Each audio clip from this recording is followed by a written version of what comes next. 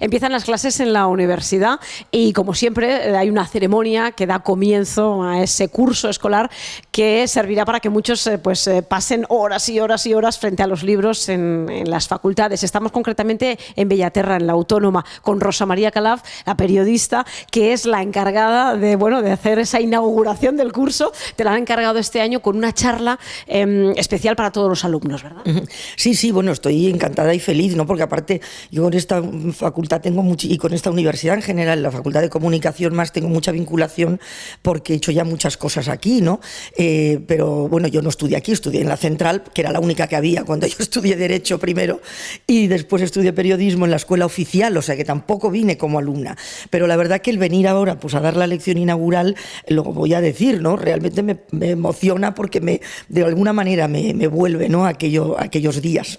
Vas a volver a estar entonces, al menos durante un rato, con gente joven, con ese brillo en la mirada, con esa ilusión o esas expectativas de qué, ¿no? De algo, ¿no? Pues lo que quiero precisamente transmitirles es que ese brillo no hay que perderlo nunca, porque yo siempre cuento que precisamente cuando empecé periodismo, que te pedían una memoria, que te decían que te definieras y porque querías hacer periodismo, pues yo dije que era inquieta, curiosa e insaciable. Bueno, ahora tengo 71 años, o sea, han pasado 50 y sigo exactamente igual, ¿no? Entonces yo lo que quiero que entiendan es eso, la importancia de realmente no perder nunca el entusiasmo y de tener muy claro, o sea, la importancia de la educación y de la información, ¿no?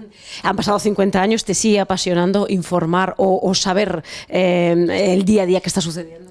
Sí, absolutamente. O sea, eso yo creo que es que, de ser periodista uno no se puede jubilar, ¿no?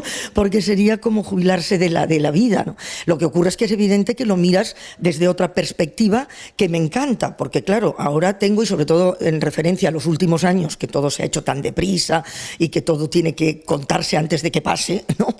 Pues ahora esa posibilidad, ¿no? de reflexionarlo más, de poderlo ver, ya digo, desde la distancia, es fantástico, porque te permite seguir aprendiendo todos los días, ¿no? ¿Cómo llegó el mundo de la corresponsalía a tu vida? Pues la verdad, el de la corresponsalía llegó porque era lo que yo quería ser desde que decidí hacer periodismo, porque ya digo, yo hice primero Derecho porque iba a hacer carrera diplomática, o sea, es decir, que mi tendencia era siempre el exterior, ¿no? O sea, es decir, esa unión entre lo de fuera y lo de dentro. Eso ahora puede que no se entienda mucho, pero en esa época, estamos hablando de los años 60, España era, pues en fin, un país bajo una dictadura, en fin, tremendamente oscurantista, reprimido, etcétera. Cuando yo salí al exterior, que por suerte pude empezar a estudiar fuera los veranos, pues muy joven, me daba cuenta que eso era diferente, lo de fuera, y que me gustaba bastante más. Entonces, esa idea, ¿no?, de conexión. O sea, que yo, cuando ya decidí que no, diplomática no, y que iba a ser mejor lo que quería hacer como periodista, siempre quise hacer información internacional.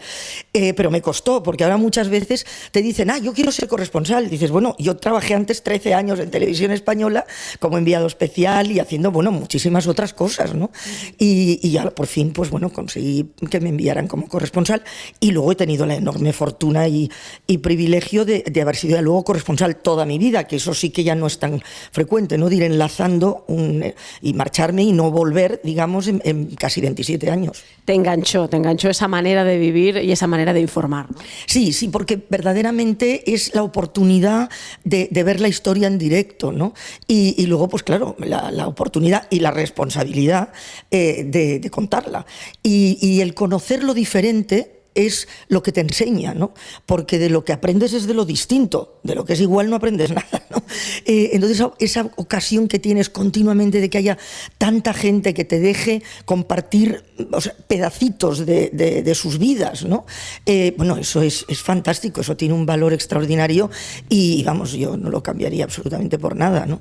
Mira si ha habido corresponsales no solo en Televisión Española, sino en otras cadenas después, cuando ya hubo más televisiones, pero Rosa María Calaf es tu cara, tu manera de explicar, ha quedado. Yo me imagino que lo notas cuando vas por la calle, la gente te lo comenta, ¿no? Sin haber sido presentadora, por ejemplo, de un magazine de primera línea, en cambio Rosa María Calaf está como en la mente de todos, ¿no? Eso me sorprendió muchísimo cuando ya vine, cuando me jubilé, ya me quedaba aquí tiempo, porque venía obviamente todos los años a ver a mis padres, pero venía una semana corriendo, en fin, no lo percibía, ¿no? Y me sorprendió mucho, porque sinceramente nunca pensé que haciendo noticias me fueran a parar por la calle, etcétera, y sobre todo el cariño, ¿no? La tele ya ya sabemos que, bueno, en fin, cualquier cosa, persona o ser que salga por la tele, pues bueno, tiene evidentemente un impacto, ¿no? Eso es lo interesante y lo difícil y lo inquietante de según qué influencias, ¿no? Pero es verdad que lo que percibo y me dicen, entonces, pues bueno, la gente que te diga, sobre todo las mujeres, ¿no? Porque para mí la visión de género fue siempre una obsesión desde el principio, cuando nadie hablaba de visión de género. Pues es eso, mujeres que me dicen, es que usted me inspiró, es que ha sido un referente, yo pensaba, si hace eso, yo puedo hacer esto otro, he conocido el mundo gracias a usted. Este tipo de cosas son tremendamente gratificantes, ¿no? Y bueno, piensas que el rincón del ego está encantado y luego aparte pues piensas que sí, que a lo mejor pues has hecho una pequeña diferencia, ¿no? En los últimos años todos viajamos más o menos a lugares más o menos lejanos, pero lo cierto es que durante unos años te veíamos en países lejanos, otras culturas totalmente diferentes, ¿no? Yo creo que eras como una ventanita al mundo, ¿no? Para ti también fue eso, ¿verdad? Claro, por supuesto. Y muchas veces lo que ocurría es que estabas viviendo momentos históricos que en el momento, y valga la redundancia, no eras consciente de la extraordinaria importancia que eso iba a tener, ¿no? No sé, yo viví pues todos los cambios que propiciaron Ronald Reagan y Margaret Thatcher, que de ahí viene todo lo que está pasando ahora, ¿no? Entonces, bueno, pues en ese momento era evidente que algo estaba transformándose y que algo estaba cambiando, pero no veías ese alcance. Entonces, claro, esa oportunidad, ¿no?, de estar ahí pues mirando, ¿no? Y es como eso, como mirar por el ojo de una cerradura. Y yo creo que, bueno, pues todos tenemos, ¿no?, ese gusto por el atisbar y el cotillear, o sea, que pasa alrededor. Y entonces, pues, y luego, sobre todo, lo que te decía antes, es que aprendes todo el día, o sea, todo el día. Lo importante es saber que precisamente eso, que tienes que ir con una extraordinaria humildad y no creerte nunca que eres tú el que estás en posesión del modelo perfecto, ¿no? Eso también lo cuento porque esa idea de que no, eso es así, no puede ser de otra manera y eso es lo que hay, no, que va. Y entonces empiezas a incorporar, ¿no? Y eso es un enriquecimiento fantástico, ¿no? Si eso habría que pagar por eso, o sea, no cobrar por contarlo, ¿no? Sí, porque además cuando apagaba la cámara y cortaba ya la conexión, tú tenías que seguir viviendo 24 horas en un país con otra cultura, con otra manera de ser, ¿no? Tú allí sola, me imagino que con algún compañero, pero te tiene que apetecer mucho vivir de esa manera para aceptar ese reto. Sí, yo creo que eso es vocacional, pues como todas las profesiones que requieren un compromiso, ¿no? Que no es una profesión, un trabajo de 8 a 3, ¿no? Creo que prácticamente todos los trabajos, porque no quiere decir eso que sean mejores o más importantes, o sea, es decir, la construcción social se hace a base de los trabajos de todo el mundo, o sea que no hay valoraciones ahí, ¿no? Pero sí que es cierto que, bueno, pues en esos casos es más evidente, ¿no? O sea, el que tienes esa necesidad en fin, de estar pues, aprovechando y que lo que tú haces pues tiene una repercusión, etcétera, etcétera. ¿En qué país te ha costado más vivir? Bueno, seguramente en China, porque la Unión Soviética fue complicada, pero los parámetros culturales siendo muy distintos, porque la Unión Soviética tiene mucho de oriental, o sea, es mucho menos europeo que oriental, pero de todas maneras, digamos que es una cultura más cercana. Las claves son más fáciles bueno, pues digamos de comprender o de poder manejar. China y lo que es el lejano oriente, etcétera, es bastante más complejo, ¿no? Y luego en China, pues claro, se suma el hecho de que sea, pues en fin, un régimen donde los derechos no están protegidos y que, sin embargo, será la paradoja, ¿no?, de que efectivamente en este momento de lo que se habla de China es solo de la parte buena, que tiene mucha, porque es verdad que ha sacado a millones de personas de la miseria, ¿no?, y que ha avanzado, etcétera, pero tiene muchas que se han quedado ahí y esas no se suelen contar, entonces tienes permanentemente ahí un tira y afloja de lo que hay que contar, de lo que se quiere que cuentes y de lo que no. Es complejo, pero bueno, yo creo que eso es precisamente lo más interesante, ¿no?, porque es el reto. reto. El reto, ¿no? El reto de estar siempre intentando contar la realidad de la manera más objetiva posible, ¿no? Que también es otro de los grandes retos del periodista. Sí, bueno, la objetividad no existe porque digamos que ser objetivo sería ser absolutamente inmaculado, ¿no? Es decir, no venir de ninguna cultura, con ningún tipo de educación previa, estar completa. Y eso pues ya sabemos que todos viajamos, ¿no? Con nuestros parámetros culturales. Pero por lo menos ser lo más imparcial que puedas, lo más honesto, lo de tratar de acercarte, pues otra vez la verdad. Bueno, la verdad es una palabra muy grande, por lo menos la veracidad, ¿no? Es decir, que compruebes, que sepas que más o menos eso que estás, pues tienes el convencimiento que has hecho todo lo posible para saber realmente qué está pasando, etcétera, ¿no? Y en tu vida diaria, pues como decías antes, eso también tiene que ver, porque evidentemente estás en un entorno que no es el tuyo, con lo cual también tienes que estarte adaptando continuamente, bueno, pues a esos clics, desde lo más sencillo que pueda ser no sentarte nunca, pues yo qué sé, pues apuntando con el pie al que tienes enfrente, que nosotros aquí pues no te preocupa eso, pues ahí te tiene que preocupar. O sea, que tienes que incorporar un montón de detalles, ¿no? que hacen que luego que la relación con el otro sea más fácil y por tanto sea mejor para la información. Claro, si pones barreras que parecen tontas pero que no lo son, bueno, pues te cuesta más. Vas a ver dentro de un ratito un montón de chavales jóvenes, algunos dirán yo quiero ser como Rosa o que me gustaría, ¿no? Tienen esa ilusión, esa esperanza, ¿no? El mundo de la corresponsalía ha cambiado mucho desde que tú empezaste y los medios de comunicación en general, ¿no? Cuando tú ahora pones televisión y ves a los diferentes corresponsales, gente joven, ¿no? Que está ahí, que se ha apasionado como tú por ese tipo de periodismo, ¿qué ves? Claro, el problema es que yo cuando me dicen eso, bueno, por supuesto me produce una enorme alegría porque creo que es fundamental que continuemos pensando que el periodismo es esencial, ¿no? O sea, que una sociedad que no esté bien informada jamás va a poder ser libre, ¿no? Y por tanto querer trabajar en eso con vocación de compromiso, efectivamente de servicio, etcétera, me alegra mucho. Lo que pasa es que me da mucha responsabilidad porque, uy, Dios mío, si piensan eso de yo quiero hacer eso porque ella tal, y digo, ¿dónde les estoy metiendo? Porque efectivamente el periodismo ha cambiado muchísimo, la cobertura internacional y las corresponsalías, es decir, el corresponsal tal como debe ser ya no existe. No estoy hablando únicamente de España, es una tendencia general, ¿no? Porque realmente en este momento pues prima, ¿no? la información rápida, inmediata, efímera, muy superficial, que va mucho más a lo que impacta que a lo que importa. Entonces, todos estos que están trabajando ahora, que tú dices, cuando los ves, ¿qué piensas? Pues lo que deben sufrir, porque yo ya lo he sufrido un poco en las últimas épocas, siendo la mejor etapa de televisión española, de todas las que he vivido, pero porque había una presión externa, ¿no? Por el tratamiento informativo, tiene que ir cada vez más hacia el espectáculo, ¿no?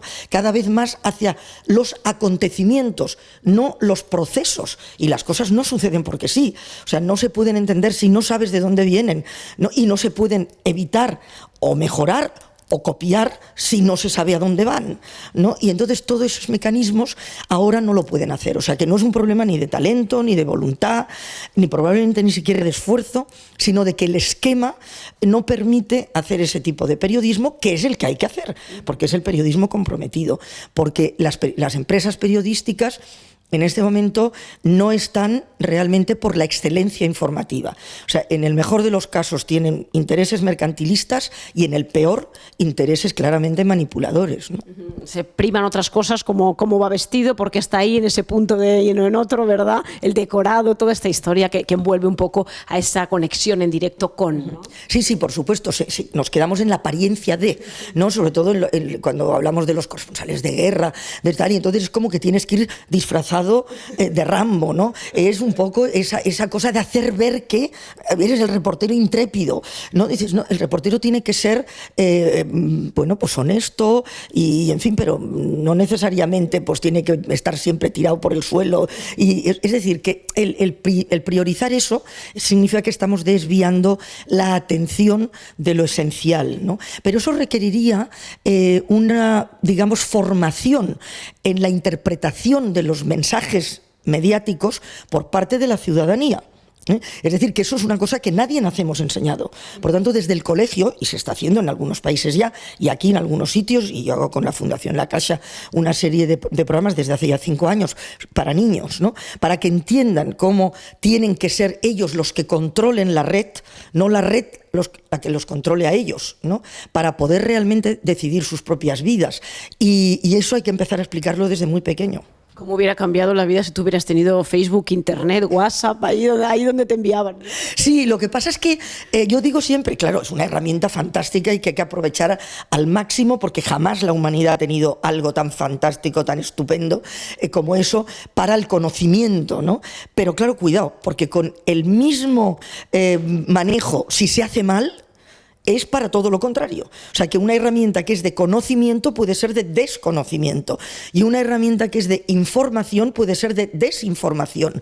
O sea, que hay que tener muchísimo cuidado. O sea, que tiene una parte muy buena, pero hay que saber, ya digo, no dejarse dominar por ella. Es decir, el objetivo no es que el contenido se supedite a la tecnología, sino que la tecnología se supedite al contenido, ¿no? Y eso es lo que se está ahora en este momento desvirtuando mucho sin que la propia ciudadanía se dé cuenta, ¿no?